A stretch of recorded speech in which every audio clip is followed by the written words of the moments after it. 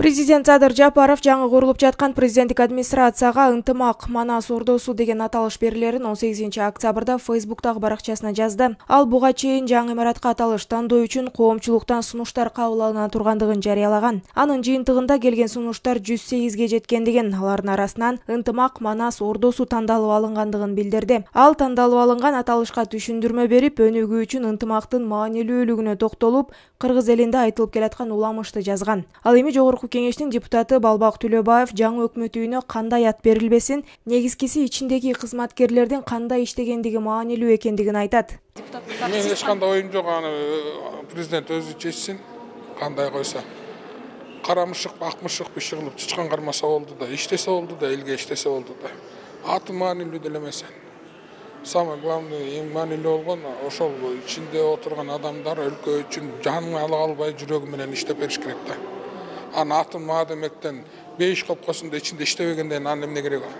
Белгилей кетсек, Бишкектин түштүк бөлүгүндө мамлекеттик резиденцияга жакын жайгашкан Ысык көл мейманканасы 2021-жылдын аягында бузулуп, анын ордуна жаңы өкмөт үйүн куруу 2022-жыл апрелде башталган. Ошондо администрациялык имаратты курган компанияга 16 гектар жер менчикке бериле тургандыгы айтылган. Быйыл августта бул имаратты сала турган Иншаат Строй Билдинг компаниясына 16 гектар эмес, 25,7 гектар жер берилери жарыяланган.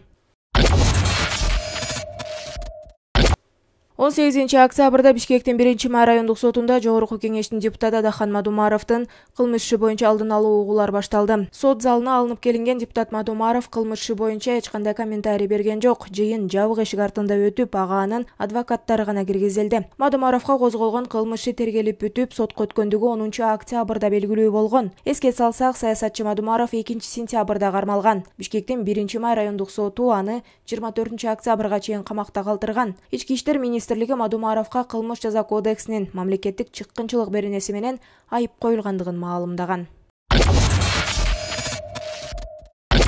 Мамлекеттик бажы кызматынын 50-гө жакын кызматкери иштен бошотулду. Бул тууралуу Улуттук коопсуздук боюнча мамлекеттик комитетинен билдиришти. Маалыматка ылайык, мыйзамдагы ууру деп аталган Камчы Асанбек менен тыгыз байланыштарын аныктоо боюнча жүргүзүлүп жаткан пландуу иш-чаралардын жүрүшүндө мамлекеттик бажы кызматында ведомстволук буйруктарды бузган айрым кызмат адамдары аныкталды. Такталгандай, тиешелүү иш-чаралардын жүрүшүндө 50-гө жакын бажы кызматкери, криминалдык авторитет Көлбаев жана мамлекеттик бажы кызматынын төрагасынын мурдагы орун басары Райымбек Матраимов менен тыгыз байланышта болушкандыктары аныкталды деп жазылат маалыматта. Буга байланыштуу жогоруда аталган кызматкерлер ээлеген кызматынан бошотулган. Ошол эле учурда УКМК мамлекеттик органдарда жана ведомстволордогу аберсиз кызматкерлердин ишмердүүлүгүн аныктоо жана бөгөт коюу боюнча иштерин улантууда. Учурда жогорудагы мыйзам бузууларга тиешеси бар башка кызматкерлерди аныктоо иштери улантылып жаткандыгы кошумчаланды.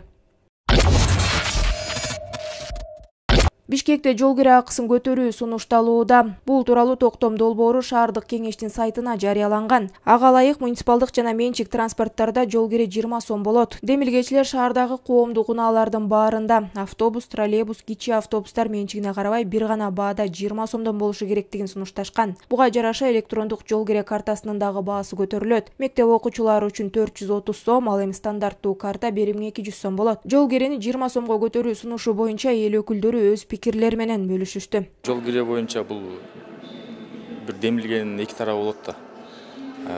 Биринчисинен көтөрүлгөнү калкка туура эмес, бирок көтөрбөсөк ошол калкка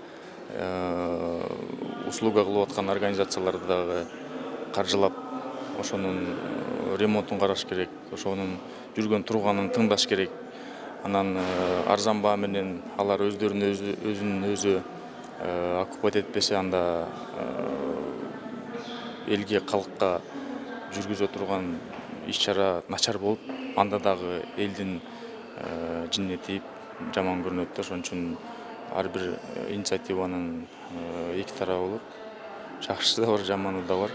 Мен негизинен колдойм, бирок 20 сомго эмес, мунун экономический составляющий жакшылап санап чыгып, детально кайсынысы каяка кетет, мамлекеттикке да бул. Элден акча жасабай тургудай кылып, ошого өзүнүн каржылоосуна жетиштүүдөй кылып турган баасын чыгарса туура болот болуш керек. Белгилей кетсек, учурда Бишкекте маршруткаларда жол кире акысы 15 сом болсо, автобус, троллейбустарда жүргүнчүлөр 11 сом төлөшөт. Кылмыштуу топ түзүү фактысы боюнча Ички иштер министрлигинин баңгизаттарды мыйзамсыз жүгүртүүгө каршы кызматынын кызматкерлери кармалды. Бул тууралуу улуттук коопсуздук боюнча мамлекеттик комитеттен билдиришти. Маалымат калайык 16 октябрда УКМК тарабынан пара талап кылууга жана кылмыштуу чөйрөнү түзүү же ага катышуу фактылары боюнча жүргүзүлгөн ыкчам иликтөө иш-чараларынын натыйжасында Бишкек шаардык ички иштер башкармалыгынын баңгизатты мыйзамсыз жүгүртүүгө каршы кызматынын ыкчам кызматкери, милициянын майору жана Бишкек шаарынын 1 райондук ички иштер башкы башкармалыгынын 5 шаардык милиция бөлүмүнүн ыкчам кызматкери, милициянын капитаны кармалды. Тергөөнүн жүрүшүндө бул кызматкерлер ИИМдин баңгизатты мыйзамсыз жүгүртүүгө каршы кызматынын кызматкерлеринен турган кылмыштуу топ менен түздөн-түз байланышта болгондугу, алар кылмыш ишин козгоо шылтоосу менен баңгизатын жеке колдонуу үчүн сатып алууну көздөгөн адамдардан акча талап кылуу менен алектенгендиги аныкталды. Кармалгандар УКМКнын тергөө абагынын убактылуу кармоочу жайына киргизилди деп айтылат маалыматта. Учурда УКМК тарабынан жогоруда аталган кылмыш ишине тиешеси бар ИИМдин башка кызматкерлерине карата аларды кармоо жана кылмыш жоопкерчилигине тартуу боюнча кошумча иликтөө иштери жүргүзүлүүдө.